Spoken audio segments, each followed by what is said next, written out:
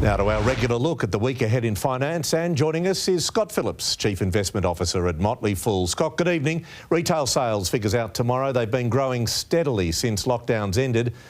Can we expect more growth?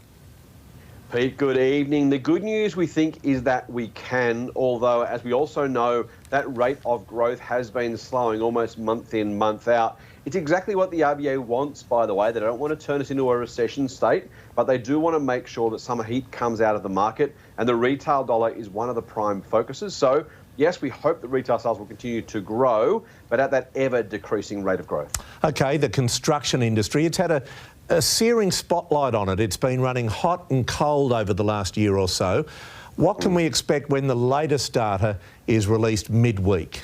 Yeah, it has been running hot and cold. In fact, over the last few quarters, we've had an up, then a down, then an up, then a down. It's been that sort of story. And of course, as you alluded to, some of the construction industry collapses we've seen over the past few months, some of the supply chain issues and the inflation that's hitting a lot of those fixed price contracts, that remains a really core part of the challenge facing the industry. Now, some of this data is actually backwards looking, and we're expecting for the second quarter a moderate level of growth. So that's good news for the industry. But of course, as you say, it doesn't really underline the challenges they're currently facing, and that number moving forward will be a key focus.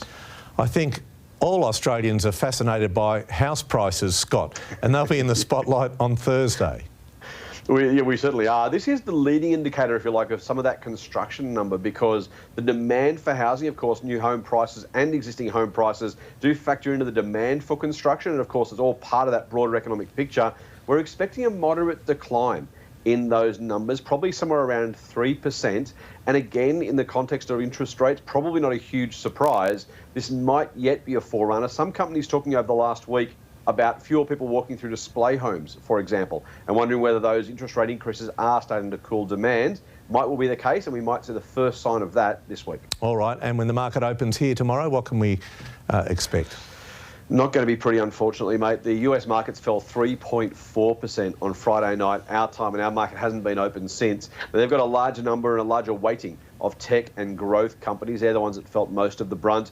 The futures currently have the ASX down about 1.5% on the open, so it's going to be a bit of a tough day on the market. OK, a downer to finish on. Scott Phillips, Chief Investment Officer, Motley. As always, terrific to have you on the late news. Thank you, mate.